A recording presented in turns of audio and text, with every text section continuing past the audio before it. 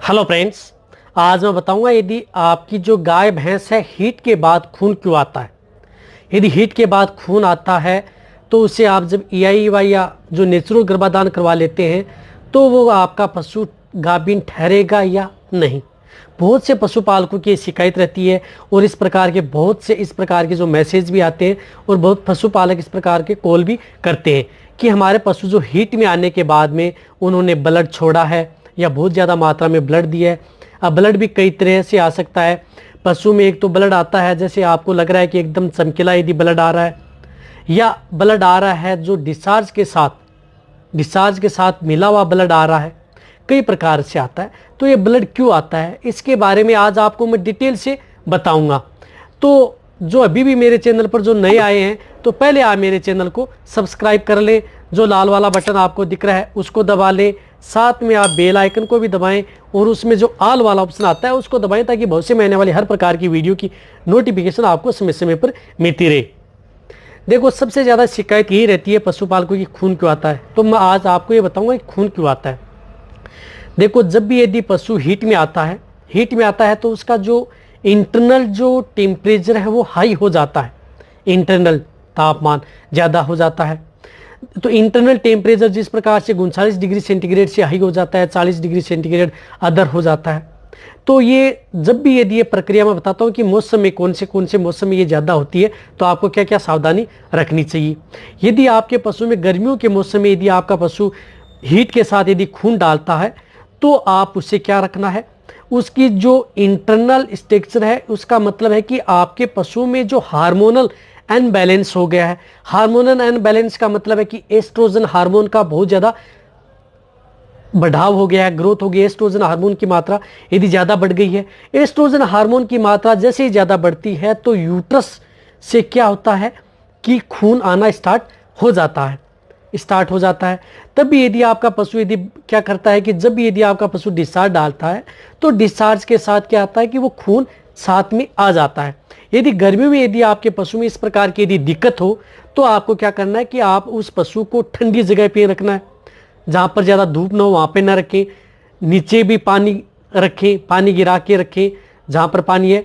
और पशु को सुबह शाम जहाँ तक हो सकता है सुबह सुबह आप डेली नहलाएं, शाम को भी नहलाएं। तो आप जहाँ पर यदि उसको छाया में रखते वहीं नहलाएं, यानी उस पशु को नहलाना ज़रूर है आपको, क्योंकि उसमें एस्ट्रोजन हार्मोन का प्रभाव ज़्यादा बढ़ गया है।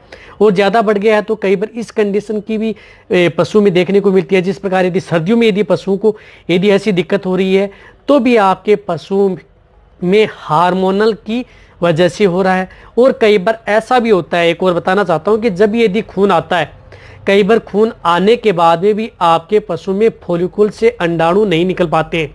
फॉलिकल से यदि अंडाणु नहीं निकलेंगे, कई बार होता है ना कि आपके पशु में जैसे ब्लड आता है, यदि आप उसको यही करते हैं या नेचुरल गर्भाधान करवाते हैं तो वो कंसीव नहीं हो पाता।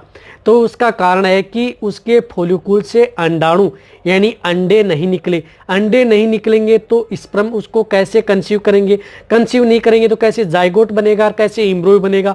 यानी इसके ऊपर मैं डिटेल से जाऊंगा तो बहुत लंबी वीडियो बन जाएगी। यदि साइंटिफिक तरीके से यदि मैं जाता रहूँगा किस प्रकार से कंसीव होगा, जाइगोट बनेगा, एम्ब्रियो बनेगा, फिर क्या होगा, तो मैं आपको शॉर्ट तरीके से बताता हूँ कि जब भी यदि आपके पशु में हीट में, कई पशु ऐसे होते हैं हीट के बाद खून छोड़ते हैं, हर हीट में छोड़ते हैं और उनको आप कंसीव करा लेते हैं, फिर भी वो पशु नहीं ठहरते हैं, तो उसका मतलब है कि आपके पशु में फॉलिकल से अंडाणु नहीं निकले हैं। अब अंडाणु नहीं निकले हैं तो कंसीव कैसे होगा। इसलिए आपको अंडाणु निकले तब आपको क्या करना है, आपको जो बुर्सेलिन साल्ट के जो इंजेक्शन आते हैं, जिस प्रकार से ये केरस कंपनी का है एसोर्ड इंजेक्शन, इस प्रकार का जो इस साल्ट का इंजेक्शन आता है, जिस प्रकार से ये गायनारिस आता है या रिसेप्टाल आते हैं, इस साल्ट के जो इंजेक्शन है वो 2.5 ml इंट्रामस्कुलर आपको उसको पुट्ठू में लगा देना है। 2.5 ml ये इंजेक्शन लगाने के बाद में आप 4 से 6 घंटे बाद आप उस पशु की AI व नेचुरल गर्भाधान करवा लें। देखो, दोनों कारण हो सकते हैं।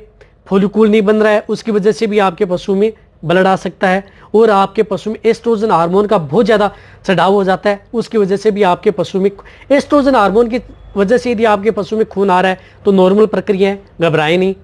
अब ध्यान क्या रखना है, जब भी यदि आपके पास कोई पशु चिकित्सक या सहायक पशु चिकित्सक या एआई वर्कर जो आपके पशुओं की जो एआई करने के लिए आता है, तो वो वहाँ पर गलती भी कर देते हैं, उसकी वजह से भी आपके पशु में खून आता है। वो क्या करते हैं कि सर्विक्स तो पकड़ते हैं, सर्विक्स पकड़ने के साथ साथ आप वो वहाँ पर हाथ डाल देते हैं जहाँ पर यूट्रस को पकड़ लेते हैं।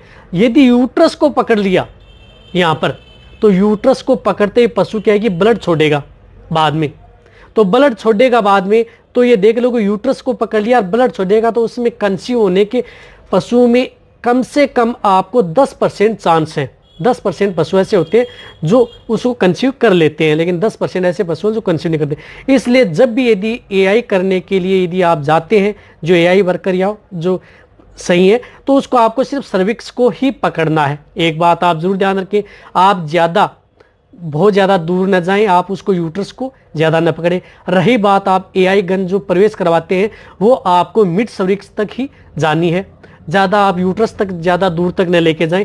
उसकी वजह से भी आपके पशुओं में ब्लड आना स्टार्ट हो जाता है, क्योंकि वो हीट तो रहती है, हार्मोन का प्रभाव रहता ही रहता है, और यूट्रस को जैसे टच किया तो वो ब्लड छोड़ देता है, टच किया ब्लड छोड़ेगा। तो जैसे वो डिस्चार्ज डालता रहेगा पशु, दूसरे दिन तीसरे दिन तो उसके साथ ब्लड आता रहता है। देखो ये तो हैं इसके कारण बता दिया। अब अलग अलग पशुओं पर अलग अलग कारण हो सकते हैं। कई बार आपके पशुओं में इन्फेक्शन की वजह से भी आपका पशु ब्लड डालना स्टार्ट हो जाता है। तो उस स्थिति में यदि आपका पशु कंसीव नहीं कर पाता है, सपोज करो यदि आपका पशु जिस प्रकार से आपने बुसेलिन इंजेक्शन लगा लिया, फिर भी यदि आपका पशु कंसीव नहीं कर रहा है, दूसरी हीट आई और उसी भी हीट में भी आपका पशु यदि ब्लड डाल रहा है, तो हो सकता है कि आपके पशु में इन्फेक्शन हो। तो इन्फेक्शन हो तो आप जो नज़दीक पशु चिकित्सक हैं उनसे सलाह लें और उनसे जो ट्रीटमेंट करवाएं। अब आपको जो मैंने शॉर्ट तरीके से बताया, इस बात का आप ध्यान रखेंगे तो लगभग जो पशु हैं वो कंसीव कर लेंगे और आपका पशु ठहर भी जाएगा। रही बात ब्लड आने की, तो आप घबराएं नहीं। ब्लड आना पशु के लिए एक नॉर्मल प्रक्रिया है, क्योंकि पशु ब्लड तभी आता है जब यदि उसको जो या तो कई बार आपके पशु में फॉलिकल से अंडाणु नहीं बन पाते हैं तो वो बाहर फेंक देता है ब्लड के तौर पर, या आपका पशु जब भी आप एआई करते हैं, एआई जो आर्टिफिशियल इंस्यूमेशन जो कृत्रिम गर्भाधान करवाते हैं, तो वह आपका जो एआई वर्कर है उसको यदि पकड़ लेता है यूट्रस को, उसकी वजह से बाद में ब्लड छोड़ देता है। तो इस बात का, जब भी ब्लड यूट्रस को पकड़ लेगा ब्लड छोड़ देगा तो उसमें कंसीव होने के चांस नहीं है। तो आप जो ये इंजेक्शन आप जरूर यूज में लें यदि आप। और रही बात एआई करते समय, आप इस बात का जरूर ध्यान रखें, ज़्यादा हाथ अंदर न डालें, मिड सर्विक्स तक ही हाथ डालें और एआई गन को भी आप ज़्यादा अंदर न डालें। यदि इस तरह से यदि आप करेंगे तो आपका पशु ज्ञाबिन भी ठहर जाएगा और कंसीव भी हो जाएगा। यदि आप सही ध्यान रखेंगे, फिर ब्लड डालता है तो कोई घबराए नहीं, नॉर्मल प्रक्रिया है, आपका पशु ठहर भी जाएगा। यदि आपको ये मेरी वीडियो अच्छी लगी है तो नीचे जाके आप कमेंट में लिखें। मेरी वीडियो को आप अपने दोस्तों के साथ, पशुपालकों के साथ और मेरे जितने वेटरनरी स्टूडेंट हैं उनके साथ आप इस वीडियो को जितना हो सके शेयर करें। मेरी वीडियो को आप लाइक करें, आपके एक लाइक से मेरे को मोटिवेशन मिलता है और मैं आपके लिए अच्छी से अच्छी और नॉलेजेबल वीडियो आपके लिए हर समय ऐसे ही लाता रहूँगा। इसी तरह से आप मेरी वीडियो देखते रहें, इसी तरह से आप मेरे को प्यार देते रहें।